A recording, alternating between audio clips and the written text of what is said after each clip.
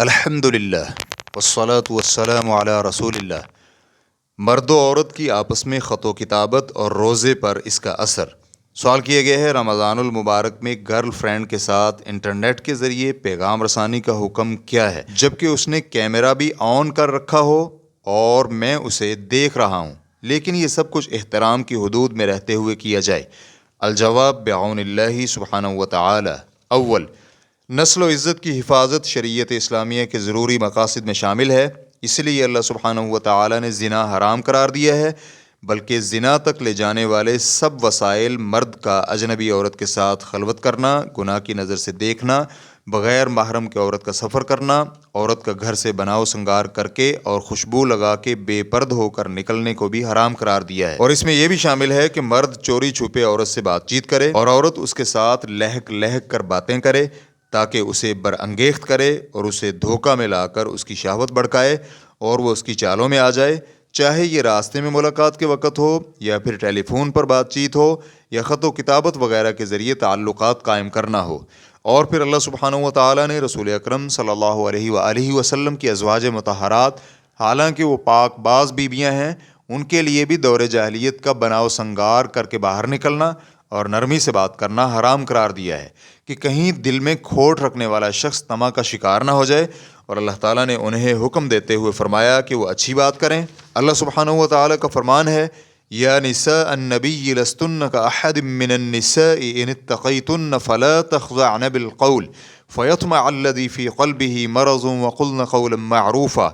اے نبی کی بیویو، تم کوئی عام عورتیں نہیں، اگر تم اللہ سے ڈرنے والی ہو تو نرم گفتگو نہ کرو کہ جس کے دل میں گناہ یعنی بیماری ہو تو وہ لالچ کرنے لگے، اور سیدھی سادی بات کرو۔ سورۃ الاحزاب آیت نمبر 32۔ انٹرنیٹ کے ذریعے مرد و عورت کا آپس میں بات چیت کرنا بالاولیٰ فتنہ اور شر ہے، کیونکہ اس بات چیت کے نتیجے میں کلام میں تساہل پیدا ہوتا ہے جو غالباً فتنہ اور اعجاب کا باعث بنتا ہے۔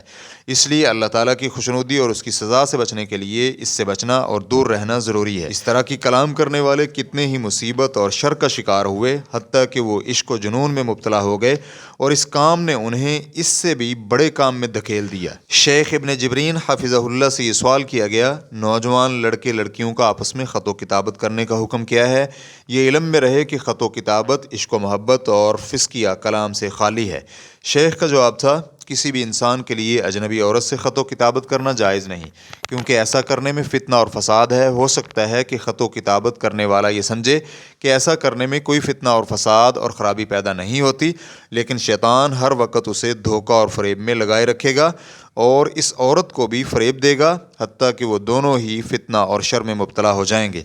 نبی کریم صلی اللہ علیہ وآلہ وسلم نے حکم دیا کہ جو شخص بھی دجال کے متعلق سنے تو وہ اس سے دور رہے، اور یہ بھی بتلایا کہ آدمی دجال کے پاس آئے گا تو وہ مومن ہوگا، یعنی ایمان کی حالت میں آئے گا، لیکن دجال اسے فتنہ میں ڈالے بغیر نہیں چھوڑے گا۔ چنانچہ نوجوان لڑکے اور لڑکیوں کی خط و کتابت میں بہت عظیم فتنہ اور بڑا خطرہ ہے، اس لیے اس سے اجتناب کرنا اور دور رہنا ضروری ہے، چاہے سائل کا قول یہ ہے کہ اس میں عشق و محبت اور جنون کی باتیں نہیں ہیں۔ ریفرنس کے لیے دیکھیے فتاوی المرأہ مرتب محمد المسند، صفحہ نمبر 96۔ دوم، روزے دار کو اللہ تعالیٰ کا تقوی اختیار کرنے اور جو اسے حکم دیا گیا ہے اس پر عمل کرنے، اور جس سے اللہ تعالیٰ نے منع فرمایا ہے اس سے اجتناب کرنے کا حکم ہے۔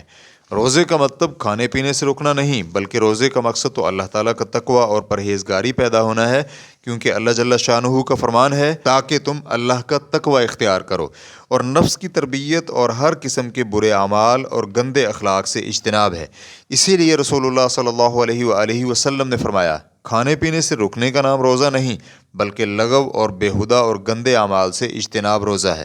اس کو امام حاکم نے روایت کیا ہے، اور علامہ البانی رحمہ اللہ نے صحیح الجامع حدیث نمبر 5376 میں صحیح قرار دیا ہے۔ واللہ تعالی اعلم۔